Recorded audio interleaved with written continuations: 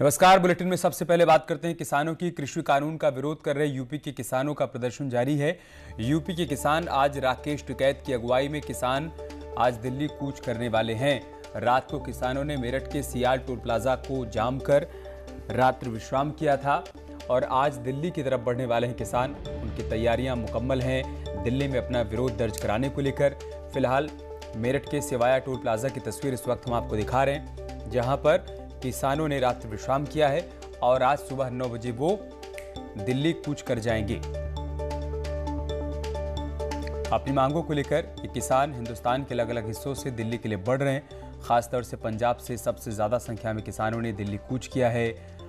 फिलहाल उनको हरियाणा पंजाब बॉर्डर पर रोकने का प्रयास किया गया। इसके अलावा दिल्ली के तमाम बॉर्डर इस वक्त सील कर दिए गए हैं ताकि किसानों का जत्था दिल्ली में प्रवेश नहीं करने पाए, कोविड गाइडलाइंस का उल्लंघन न होने पाए, इस बात का भी ख्याल रखा जा रहा है। लेकिन मेरठ के सिवाया टोल प्लाजा की तस्वीर हम आपको दिखा रहे हैं, जहां पर किसानों ने रात्रि विश्राम किया है। रात भर किसान यहीं पर डटे रहे और उन्होंने विरोध प्रदर्शन किया, अपनी आवाज को यहीं से बुलंद किया है।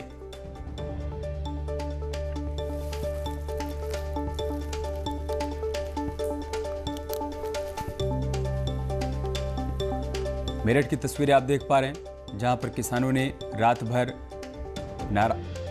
नारेबाजी की है, हंगामा किया है और फिलहाल अब वो सुबह 9 बजे यहां से दिल्ली कूच करने की तैयारी में हैं। उनका यह कहना है कि वो दिल्ली जाकर अपनी आवाज़ को बुलंद करना चाहते हैं, अपनी मांग को सरकार के सामने रखना चाहते हैं। लिहाजा किसानों का यह जत्था पश्चिमी उत्तर प्रदेश के अलग अलग हिस्सों से मेरठ के सिवाया टोल प्लाजा पर पहुंचा है, जहां पर इकट्ठा होकर अब ये दिल्ली कूच की तैयारी कर रहे हैं। दूसरी तरफ पंजाब से चले किसानों को कल हरियाणा पंजाब बॉर्डर पर रोका गया। हालांकि किसानों की कुछ गाड़ियां हरियाणा बॉर्डर को क्रॉस करते हुए दिल्ली की तरफ बढ़ चली थी, जिसकी वजह से दिल्ली बॉर्डर को पूरी तरीके से सील कर दिया गया है। भारी संख्या में सुरक्षा बलों को तैनात किया गया है ताकि किसान किसी भी सूरत में दिल्ली की सीमा में प्रवेश नहीं करने पाए।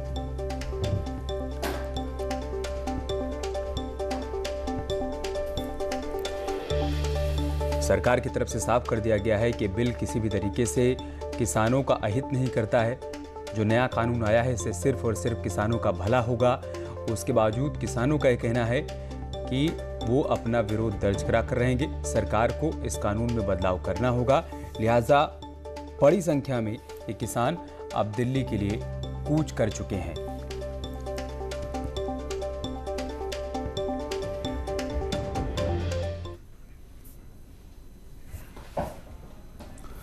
और आज किसानों का जो दिल्ली कूच का पूरा कार्यक्रम है उसके बारे में अपडेट देने के लिए हमारे सहयोगी भी इस वक्त हमारे साथ जुड़ चुके हैं। निखिल अग्रवाल हमारे साथ मेरठ से हैं, आरिफ खान हमारे साथ आगरा से हैं, विपिन गिरी हमारे साथ हापुड़ से हैं, शहजाद राव हमारे साथ बागपत से हैं। शहजाद, में शुरुआत आपसे करूंगा। क्या तैयारी है किसानों की? क्या उन्होंने तय कर रखा है कि वो दिल्ली में हर हाल में आकर अपनी आवाज को बुलंद करके रहेंगे, या फिर जो संवाद का प्रयास किया जा रहा है, जो आश्वासन सरकार की तरफ से दिया जा रहा है, उसका कोई असर दिख रहा है?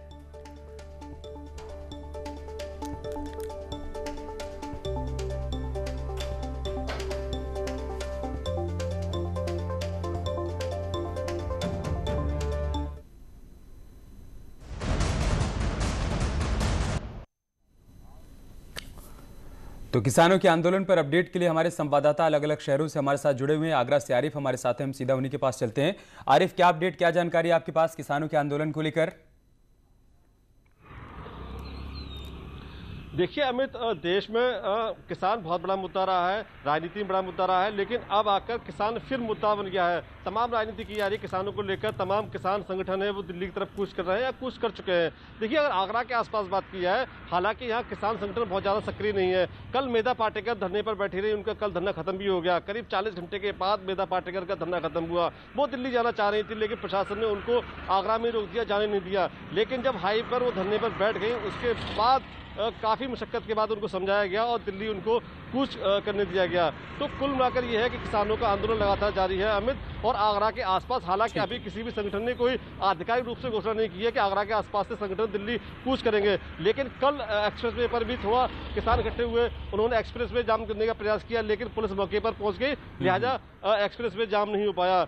अब आज पूरा दिन है, पूरे दिन में किसान आंदोलन है, उसको लेकर क्या रणनीति बनाते हैं किसान जो संगठन है वो अपनी बात बताएंगे कि आखिर उनका प्लान क्या है। चूंकि 3 तारीख को सरकार ने घोषणा की है, उनसे बात करेंगे, तो अभी टाइम है, टाइम को लेकर अब जो निर्णय होगा वो आज शाम तक पता चल जाएगा। हमें ठीक है आरिफ, बने रहिए हमारे साथ। हापुड़ का रुख कर लेते हैं, वहाँ से इस वक्त हमारे संवाददाता विपिन गिरी हमारे साथ जुड़े हुए हैं। विपिन, रात भर किसानों ने विश्राम किया है मेरठ के सिवाया टोल प्लाजा पर, अब क्या अपडेट, क्या जानकारी है, क्या वहां से वो कूच करने वाले हैं या फिर उनको वहीं पर रोक दिया जाएगा?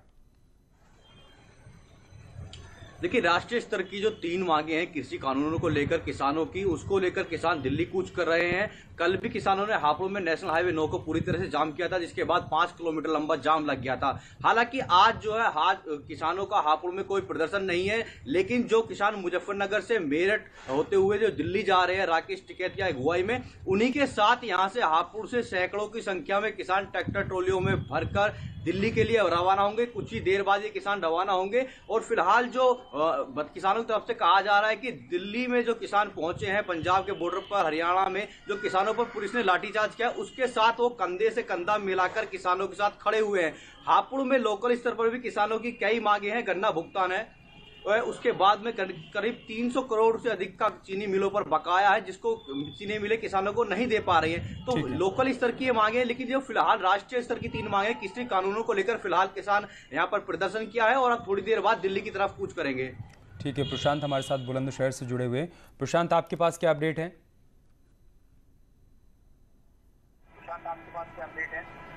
देखिए, बुलंदशहर में कल किसानों ने प्रदर्शन किया था, हालांकि आज किसानों का कोई प्रदर्शन नहीं है और किसानों की मांग थी कि उन्हें दिल्ली जाना है, लगातार वो दिल्ली जाने की मांग कर रहे थे। हालांकि कानून जो पारित हुआ है उसको लेकर भी उन्होंने मांग की थी कि इस कानून में संशोधन होना चाहिए। जिस तरीके से जो कानून बनाया गया था 2020, उस पर भी संशोधन की बात कर रहे हैं किसान।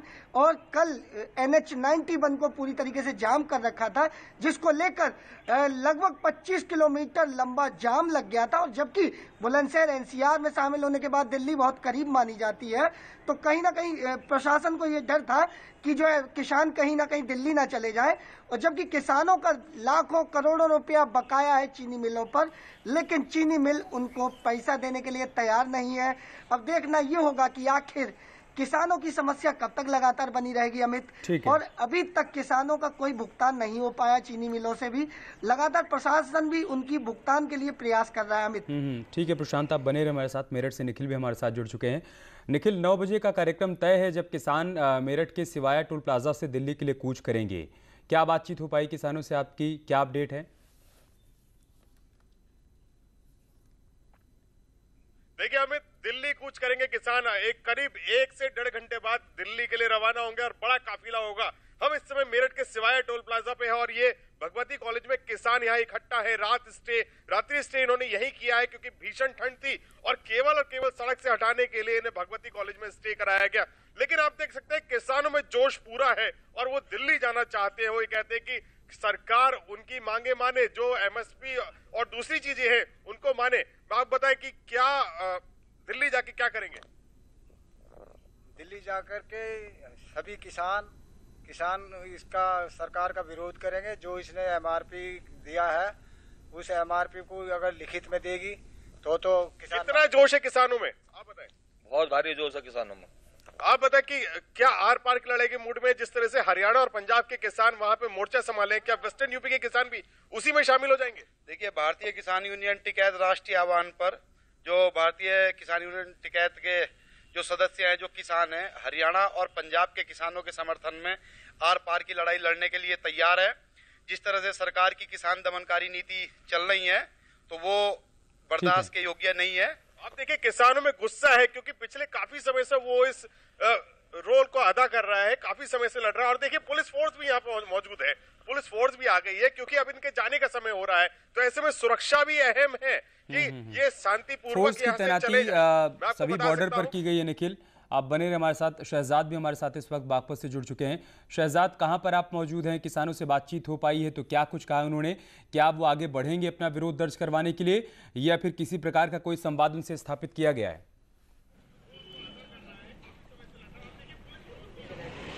बिल्कुल अमित, देखिए कल जो है कृषि कानून के विरोध में बागपत में भी किसानों ने जो है धरना प्रदर्शन चक्का जाम किया था।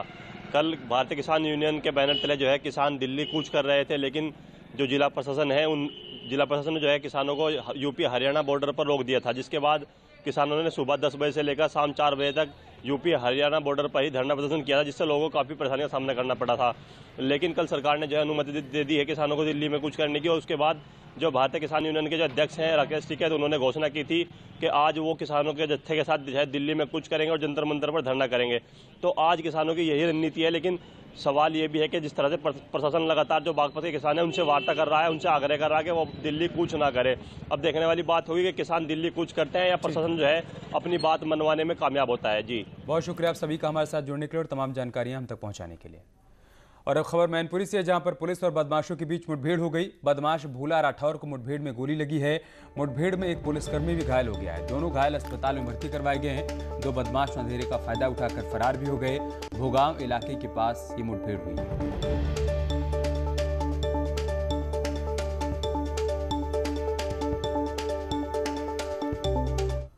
और जौनपुर में अपराधियों के खिलाफ पुलिस और प्रशासन की कार्रवाई लगातार जारी है। शुक्रवार को जौनपुर की चंदवक थाना पुलिस ने बनारस के गैंगस्टर सोनू सिंह की 70 लाख रुपए की संपत्ति को कुर्क कर दिया। दरअसल वाराणसी जिले के चोलापुर के डिहवा गांव का रहने वाला सोनू सिंह उर्फ पंकज सिंह पुलिस रिकॉर्ड में कुख्यात अपराधी है, जो गैंग बनाकर हत्या और लूट की वारदात को अंजाम दिया करता है। अपराध से इकट्ठा किया गया धन अब एक के बाद एक जब्त किया जा रहा है। अपने गांव में उसने करीब 70 लाख रुपए का मकान बनवाया है, जिसे मुनादी कराकर पुलिस ने जब्त कर लिया है। सोनू सिंह और पंकज सिंह के खिलाफ जो उन्होंने अवैध ढंग से प्रॉपर्टी अर्जित की थी, करीब 70 लाख का उनका मकान कुर्क किया गया है। इसमें तहसीलदार की राकत और चंदवक पुलिस के संयुक्त प्रयास से ये कार्रवाई की गई है। बनारस जाके 70 लाख के उनके मकान की प्रॉपर्टी कुर्क की गई है। ये गैंगस्टर के अपराधी हैं और 14 के तहत इनकी प्रॉपर्टी कुर्क की गई है। और बड़ी खबर इटावा से, जहां पर नाबालिग ने आत्महत्या कर ली है। कमरे में बंद होकर उसने फांसी लगा ली। युवक ने नाबालिग के साथ छेड़छाड़ की थी। छेड़छाड़ से तंग होकर उसने आत्महत्या कर ली। पुलिस पूरे मामले की जांच पड़ताल कर रही है। थाना बकेवर इलाके का मामला है।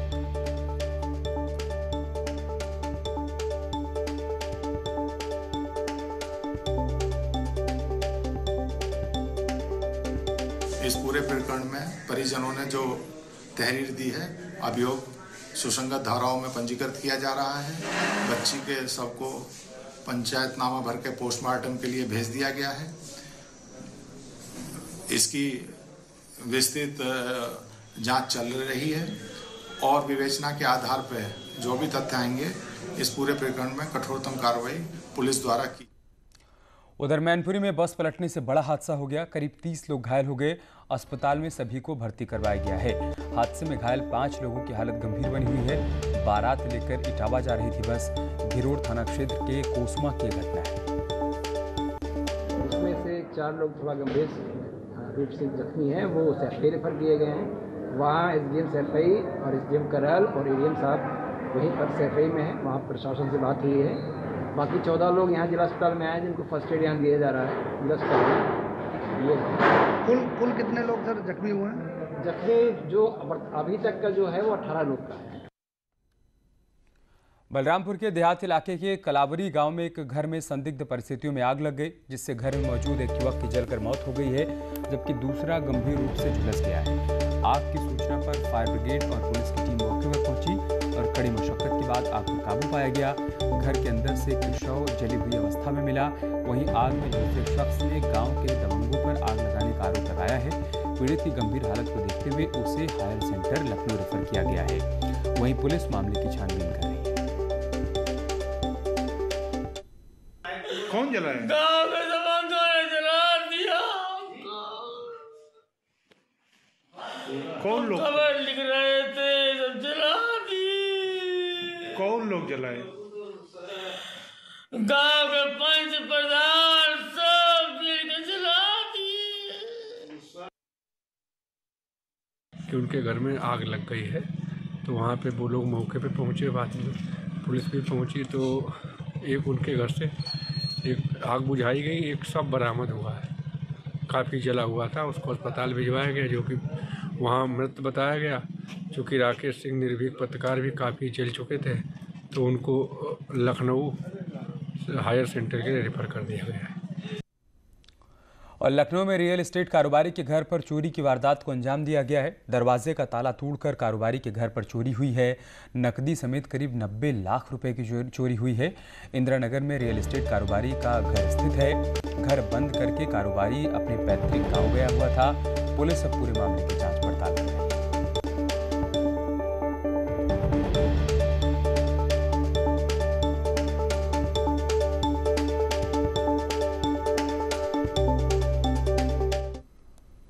फतेहपुर में न्यूज़ 18 की खबर का दमदार असर हुआ है। महिला की बर्बर पिटाई के मामले में पुलिस ने एक्शन लिया है। पुलिस ने 4 आरोपी महिलाओं के खिलाफ केस दर्ज कर 3 आरोपी महिलाओं को गिरफ्तार भी कर लिया है। बता दें कि मामला बिंदकी कोतवाली इलाके के चूड़ामन खेड़ा गांव का है, जहां शुक्रवार की दोपहर प्लॉट में निर्माण के विवाद में 4 महिलाओं ने अकेली महिला को जमीन पर पटक कर जमकर पीटा था। पिटाई का वीडियो वायरल होने के बाद न्यूज़ 18 ने प्रमुखता से खबर दिखाया था, जिसके बाद पुलिस ने पीड़ित महिला के बेटे की शिकायत पर 4 आरोपी महिलाओं के खिलाफ मारपीट का मुकदमा दर्ज कर 3 महिलाओं को गिरफ्तार कर लिया है। प्लॉट पर दीवार बनाने को लेकर 2 पक्षों की महिलाओं में आपस में मारपीट हुई, जिसमें एक पक्ष के विजय कुमार पुत्र मिश्रीलाल द्वारा थाने पर NCR पंजीकृत कराई गई तथा दूसरे पक्ष की सुनीता, अनीता तथा मनीता पुत्री स्वर्गीय पन्ना नामक 3 महिलाओं को शांति भंग करने के आरोप में गिरफ्तार किया गया है। अग्रिम विधिक कार्रवाई की जा रही है। तो फतेहपुर की तस्वीरें हम आपको दिखा रहे हैं, जहां पर देखिए किस बर्बरता के साथ इस महिला की पिटाई हुई, जिसके बाद हमने इस खबर को प्रमुखता से दिखाया। पुलिस ने इस खबर का संज्ञान लिया और कार्रवाई करते हुए 3 महिलाओं को गिरफ्तार कर लिया है और इनसे पूछताछ भी की जा रही है। कोरोना के संक्रमण के दौर में पूरे देश को अब कोरोना वैक्सीन का इंतजार है। इसीलिए आज पीएम मोदी 3 कोविड वैक्सीन केंद्रों का दौरा करने वाले हैं। पीएम मोदी आज अहमदाबाद, पुणे और हैदराबाद के केंद्रों का दौरा करेंगे। पीएम मोदी आज अहमदाबाद के जाइडस कैडिला केंद्र का दौरा करने वाले हैं। वहीं पुणे के सीरम इंस्टीट्यूट ऑफ इंडिया और हैदराबाद के भारत बायोटेक केंद्र का भी दौरा प्रधानमंत्री करेंगे।